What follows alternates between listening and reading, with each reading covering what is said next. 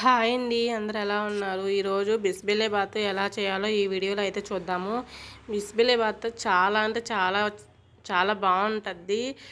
వీటిపైన బిస్బెలేబాత్ మీద వచ్చేసి కారపూస లేదా జంతికలు ఇలా కానీ వేసుకొని తిన్నామంటే చాలా టేస్టీగా ఉంటుంది. ముందుగా బిస్బెలేబాత్కి ఏమేమి వేసుకోవాలో చూద్దాము. ఒక కప్పు రైసు అండ్ ఒక కప్పు కందిపప్పు అయితే కడిగి పెట్టుకోవాలి.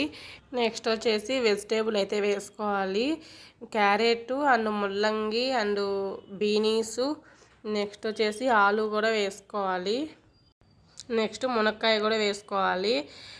మనము బఠానీ ఉంటే వేసుకోవాలి, లేకుంటే లేదు. నా దగ్గర లేవు, అందుకే వేసుకోలేదు. ఇంకొచ్చేసి ఒక 5 or 6 విజిల్స్ అయితే రావాలి. విజిల్స్ వచ్చాక ఈ విజిల్స్ వచ్చేలోపు మనం చింతపండు అయితే నానబెట్టుకొని జ్యూస్ అయితే తీసి పెట్టుకోవాలి. ఇంకా విజిల్స్ వచ్చిన తర్వాత విజిల్ ఆవిరిపోయిన తర్వాత ఇంకా మూత అయితే తీసుకొని దాంట్లోకి రుచికి సరిపడా ఉప్పు అంటే ఉప్పు వేసుకోవచ్చు. నేనైతే సాల్ట్ వేసుకున్నాను. సాల్ట్ అండ్ పసుపు అండ్ కారం అయితే వేసుకోవాలి. ఇంకా కారం వేసుకున్న తర్వాత కలబెట్టుకొని మనం ముందుగా చింతపండు జ్యూస్ అయితే తీసుకున్నాం కదా, ఇంకా అది కూడా జ్యూస్ అయితే వేసుకొని కొంచెం అయితే కలబెట్టేసుకోవాలి. నాకైతే ఇది ఎక్కువ అయింది, నేను ఫస్ట్ టైం చేశాను, అందుకే అలా ఎక్కువ అయిపోయింది. ఇంక నెక్స్ట్ వచ్చేసి ఒక ప్యాన్లోకి వచ్చేసి ఆవాలు అండ్ జీలకర్ర వేసుకోవాలి.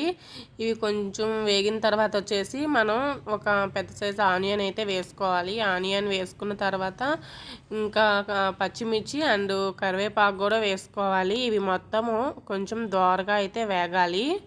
వేగిన తర్వాత వచ్చేసి ఒక టమోటా కూడా వేసుకోవాలి. టమోటా అవి బాగా నూనెలో వాడ్చుకోవాలి. వాడ్చుకున్న తర్వాత ఇంకా నాకు ఇందాక ప్యాన్ సరిపోలేదు, అందుకే ఒక కుక్కర్ సరిపోలేదు, అందుకే దబర్లో అయితే పెట్టుకున్నాను. మళ్ళీ ఇంకా మనం పెట్టుకున్న తిరగమాత అయితే ఈ రైస్లోకి అయితే వేసేసుకోవాలి. ఇంకా రైస్ బాగా ఉడికిన తరువాత కొంచెం తెల్లిన తర్వాత ఇంకొచ్చేసి సాంబార్ పౌడరు మనం ఇంట్లో చేసుకున్నదైనా కావచ్చు, బయట తెచ్చుకున్నదైనా కావచ్చు.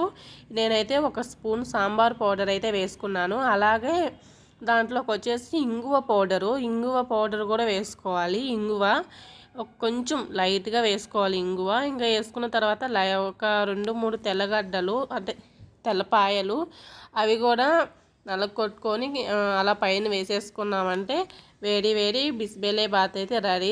చాలా అంటే చాలా టేస్టీగా ఉంది. నేను ఫస్ట్ టైం తిన్నాను నగరాకు వచ్చిన తర్వాత కర్ణాటకలో.